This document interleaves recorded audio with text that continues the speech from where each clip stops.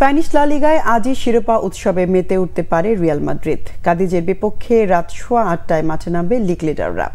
33 round শেষে 84 point নিয়ে শীর্ষে আছে রিয়াল মাদ্রিদ। দুয়ে থাকা বার্সেলোনার পয়েন্ট 73।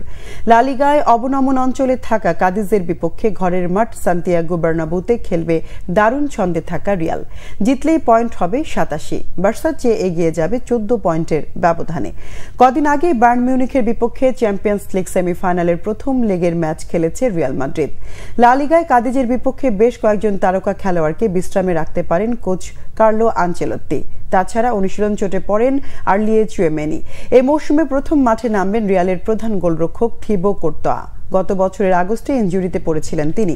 দীর্ঘ পুনর্বাসন প্রক্রিয়া শেষে এখন পুরোপুরি সুস্থ তিনি। রিয়াল কাদিজ ম্যাচ শেষ হওয়ার পরই শুরু হবে বার্সেলোনা ও জিরোনার ম্যাচ। এই ম্যাচে জাভি হার্নান্দেজের দল পয়েন্ট হারালেই 36তম বারের মতো শিরোপা উৎসব করতে পারবে চিরপ্রতিদ্বন্দ্বী রিয়াল।